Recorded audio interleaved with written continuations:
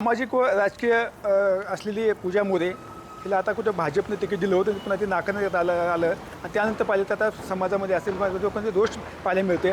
मी आहे आता परळीमध्ये आहे ना, परळीच्या काही लोकांशी आता आपण संवाद साधा नेमकं झालं काय आता काय सांगाल? पूजा मोरेला भाजपने तिकीट दिलं होतं आणि त्यानंतर ते नाकारण्यात आलेलं आहे, त्यामुळे ते पाहिजे तर प्रचंड लोकांचा रोष पाहायला मिळतोय. काय प्रतिक्रिया असणार आहे? मुळामध्ये बीड जिल्ह्याची लेख, शेतकऱ्याची, कष्टकऱ्याची जी लेख आहे पूजा मोरे, हिला महानगरपालिकेमध्ये भाजपच्या वतीने निवडणुकीसाठी तिकीट दिलं.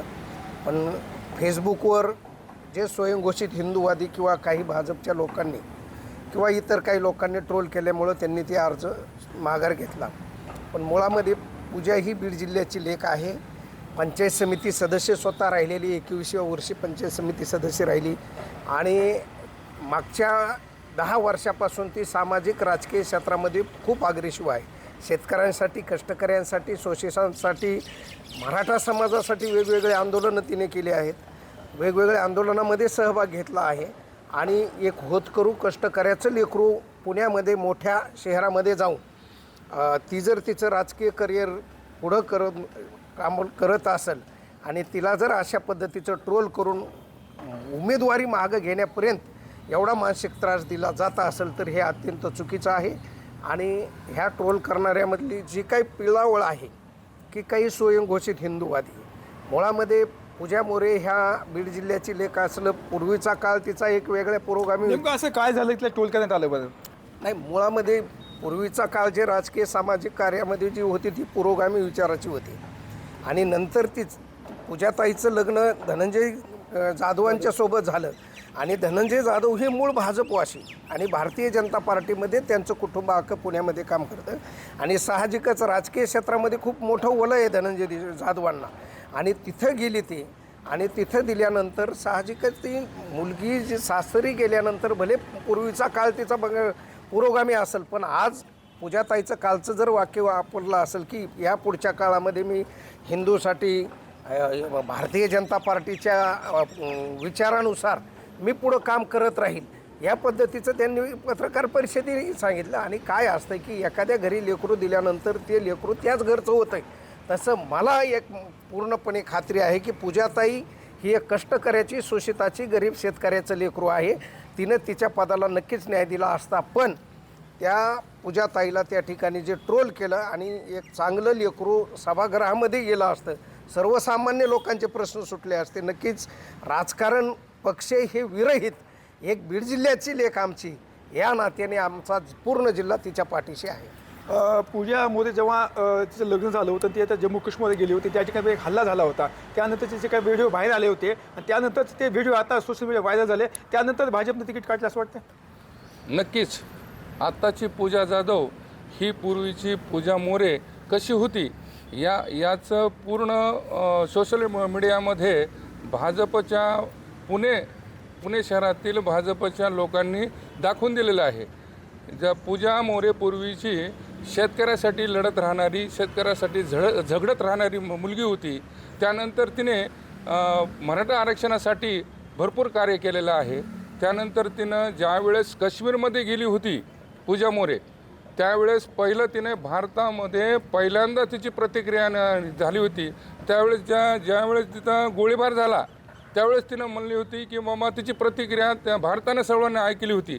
हे खटकलं भाजपच्या लोकांना, त्यामुळं त्या पूजा मोरेला या भाजपच्या तिकिटापासून वंचित राहायला भाग पाडलं आणि आत्ताच्या या पूजा धनंजय जाधव हिला भाजपनं तिकीट दिलं असताना तिला तिकीटापासून वंचित राहण्यासाठी तिला सोशल मीडियातून ट्रोल करण्यात आलेलं आहे. त्यामुळं मी माननीय जरांगे पाटील यांचा एक सच्चा सेवक, मराठा सेवक या नात्याने भारतीय जनता पार्टीचा जाहीर निषेध करतो. आता काय प्रतिक्रिया असते, काय सांगाल तुम्ही? आजचं महाराष्ट्रातलं जे राजकारण आहे त्या पूर्ण राजकारणाचा तमाशा झालेला पाहायला मिळतो आहे. पूजा मोरे यांचा भूतकाळ खूप संघर्षशील आहे. शेतकऱ्यांच्या प्रश्नासाठी असेल, कष्टकऱ्यांच्या प्रश्नासाठी असेल ही झगडलेली मुलगी. परंतु कालचं जे तिकिटाचा तमाशा झाला, मी तमाशाच म्हणेल, त्याचं कारण असं आहे, धनंजय जाधव ही एक मोठी व्यक्ती आहे. मराठा समाजातून त्यांना बऱ्याचशा अंशी मानलं जातं. छत्रपती संभाजीराजेंच्या जवळपास बरंचसं त्यांच्याकडे म्हणजे सरचिटणीस आहेत ते जवळपास स्वराज्याचे, त्यांच्याकडून खूप अपेक्षा आहेत. पण काल जे त्यांना रडताना पडताना पाहिलं, एक माझ्यातला सामाजिक कार्यकर्ता तिथं जागा झाला आणि असं वाटलं की धनंजय जाधवांना हे शोभत नाही. पूजा मोरे एखाद्या वेळेस साहजिक आहे, महिला आहे, मुलगी आहे, तिचे अश्रू अनावर झाले असतील इथपर्यंत मी ठीक मानतो. पण धनंजय जाधवांचं रडणं मला अजिबात पटलेलं नाही. आधी त्यांना तिकीट दिलं होतं, त्यांनी संपूर्ण तयारी करण्यात आली होती, प्रभागामध्ये त्यांनी प्रचार देखील केला होता आणि अचानक त्यांचं पुन्हा तिकीट रद्द करण्यात आलं. स्वाभाविकच आहे. नाही, इथं माझं मत असं आहे, आपण आपल्यामध्ये ती धमक ठेवली पाहिजे. भाजपनं नाही तिकीट दिलं, भाजपच्या 10 जागा पाडण्याची ताकद धनंजय मुंडेंनी अंगाशी बाळगली पाहिजे आणि त्या तयारीने त्याच्यामध्ये उतरलं पाहिजे. सॉरी धनंजय जाधव, आणि तुम्ही एवढे मोठे असताना, तुम्ही एवढे सक्षम असताना एक तिकीट नाकारलं प्रभागातलं म्हणून रडता बायांसारखं हे अजिबात मान्य नाही. काय केलं पाहिजे आता? त्यांनी तितक्याच ताकदीनं त्या महानगरपालिकेमध्ये उतरलं पाहिजे. खरं तर त्यांनी माघारच घ्यायला नको पाहिजे होती. जरी भाजपनं तिकीट नाकारलं तर भाजपवर तुम्ही काय म्हणून अवलंबून राहता? स्वतःमध्ये ती धमक ठेवा. भाजपचा तिथला जो कोणी नगरसेवक येईल त्याला पाडण्याची धमक ठेवून अपक्ष लढून तिथं विजय मिळवायला पाहिजे होता, ही धमक ठेवायला पाहिजे होती. त्यांनी आता अपक्ष लढलं पाहिजे असं त्याचं म्हणणं, आपलं काय मत असेल? नक्कीच अपक्ष लढायलाच पाहिजे आणि त्या भागातल्या भाजपच्या पिलावळीला त्यांनी दाखवून द्यायला पाहिजे की हे शेतकऱ्यासाठी, कष्टकऱ्यासाठी, सर्वसामान्य लोकांचे प्रश्न त्या ठिकाणी मांडणारं लेकरू आहे. आज तुम्हाला सांगतो की पूजाताई यांच्या लग्नाचा मी साक्षीदार आहे. मी माननीय आपल्या राज्याचे मुख्यमंत्री फडणवीस साहेब त्या लग्नाला होते, देशाचे नेते आदरणीय शरदचंद्रजी पवार साहेब होते आणि या अनुषंगानं त्या वैयक्तिक कार्याला सुद्धा मोठे मोठे नेते त्या ठिकाणी असतात आणि छत्रपती संभाजीराजे भोसले तर घरचा कार्यक्रम असल्यासारखं 4 दिवस त्या ठिकाणी राबले. एक आपल्याला बीड जिल्हा म्हणून एक कौतुक यासाठी असायला पाहिजे होतं की जी हिंदू नावाच्या खाली त्याच पूजाताईला जे ट्रोल केलं आहे, अरे ज्या शेतकऱ्यासाठी, कष्टकऱ्यासाठी, मराठा आरक्षणासाठी जे घडली ते हिंदूच आहेत ना सगळे. 99% शेतकरी हिंदू आहेत. जात मुलीला टोल केलं जाते का असं वाटतं का? एक मराठा म्हणून टोल केलं जाते का असं? नक्कीच त्याच्यात 2 भाग आहेत. जात म्हणून बी ट्रोल केलं जातं आहे आणि धर्म म्हणून बी ट्रोल केलं जातं आहे. मूळ मध्ये जे पहलगामला जे हल्ला झाला तिथं पूजाताईची भूमिका काय होती की ज्या लोकांना मारलं त्या लोकांना हिंदू म्हणून असं मारलं नाही तर मानवतेची ही हत्या झालेली आहे आणि मानवतेची हत्या झाल्यामुळं या ठिकाणी धर्माला त्या ठिकाणी हे करू नका अशा पद्धतीची भूमिका पूजाताईची होती. आणि नक्कीच आपण पहलगाममध्ये बघितलं असेल की कित्येक मुस्लिम समाजातल्या लोकांनी त्या ठिकाणी ज्या लोकांवर हल्ला झाला किंवा ज्या लोक त्या हल्ल्यातून वाचले त्यांना सगळं सहकार्य करणारा त्या ठिकाणचा आपला मुस्लिम बांधवच होता. म्हणून पूजाताईला या ठिकाणी ज्या लोकांनी ट्रोल केले, नक्कीच आजचा जे आदरणीय जाधव सर म्हणले की हे जे तमाशा चालू आहे, अहो ज्या भारतीय जनता पार्टीला एक संघाची विचारधारा आणि शिस्त म्हणली गेली त्या भारतीय जनता पार्टीचा कसा तमाशा झाला आहे. आणि स्वयंघोषित काही हिंदूवादी लोकांनी, आपण सगळेच हिंदू आहेत ना, आम्ही धार्मिकच आहेत, फक्त तुमच्यासारखे आम्ही धर्मवेडी नाही. लक्ष्मण हाकेने वक्तव्य केलं आहे की आता सुरुवात झालेली आहे, फक्त पूजा बोलत नाही तर सोनवणे असते, अनेक लोकांना अजून तिथं ही मिळणार आहे. नाही, ते लक्ष्मण हाकेने जे बोललेलं आहे ते चुकीचं आहे. खरं पाहिलं तर भाजपला ही गोष्ट खटकेली की ज्या वेळेस मुंबई येथे पहिल्यांदा मराठा मोर्चानी एक आंदोलन केलं होतं मराठा आरक्षणासाठी, त्यावेळेस एका मुलीने म्हणली होती की फडणवीस साहेब, आम्ही मराठा आरक्षण मागतोय, तुमची बायको मागत नाही. ह्या गोष्टीविषयी भाजपच्या मनामध्ये खंत निर्माण झालेली आहे.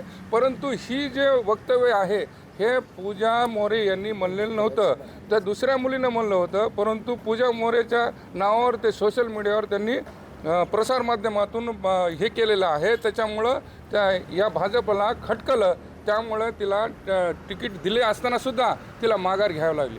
लक्ष्मण हाके संदर्भात काय तुमच्याबद्दल? लक्ष्मण हाके सरबद्दल काय बोलावं? मुळामध्ये पूजाताई मोरेवर जे बोलले त्या पूजाताई ह्या गेवराई मतदारसंघामध्ये पंचायत समिती सदस्य राहिल्या. त्या पूजाताई 2024च्या विधानसभेची निवडणूक लढवली. 1700च्या अधिक 2000च्या अधिक मतं त्यांना पडलेली आहेत. बारकली कृती काही मोठं नाही. अहो लक्ष्मण हाके सर, तुम्हाला 253 मतदान पडले हो, तुमची लायकी काय? तुम्ही बोलता किती, तुमचं कर्तृत्व काय, कोणीतरी पाकिट दिलंय आणि म्हणून कुणाच्या तरी द्वेष करण्यासाठी त्या ठिकाणी हे बोलणं योग्य नाही. ते बारकं लेकरू आहे, आमच्या बीड जिल्ह्याचं लेकरू, एक महिला आहे आणि त्या महिलेच्या त्या लेकराच्या पाठीमागं राहायचं सोडून तिचं कौतुक करायचं सोडून आपण अशा पद्धतीचे त्यांच्यावर टीका करतात. आणि पूजाताईबद्दल तर सोडा, आता जे म्हणले की आदरणीय बजरंग बाप्पा असतील, प्रकाशदादा सोळंके असतील किंवा विजयसिंहराजे पंडित असतील, यांच्याबद्दल तुमची लायकी काय यांच्यावर बोलण्याची? ते कुठं, तुम्ही कुठं? उगा आपलं हुंटाचा मुका घ्यायचा प्रयत्न तुम्ही करू नका. आता काय भूमिका असणार सगळं तुमच्या सगळ्यांचीच? आमची एकच भूमिका आहे की येणारा कालखंड राजकीयदृष्ट्या खूप विचित्र आहे आणि कुठल्या पक्षावर अवलंबून न राहता आपण आपल्यामध्ये धमक ठेवून, आपण आपली विचारधारा घेऊन, आपण निवडणुका जर लढवायच्या आहेत तर कोणावरही अवलंबून न राहता स्वतंत्र विचारानं, स्वतःच्या ताकदीनं राजकारणात उतरावं आणि निवडून यावं. तर यांचं म्हणणं आहे की येणाऱ्या काळामध्ये अत्यंत भयानक काळ असणाऱ्या येत्या काळामध्ये आपण स्वतःच्या हिमतीवर आणि स्वतःच्या ताकदीवर हे पक्षावर राहिलं पाहिजे आणि निवडणूक लढवली पाहिजे. कॅमेरा पर्सन विकास मागवे, संभाजी मुंजे, टीव्ही 9 परळी, बीड.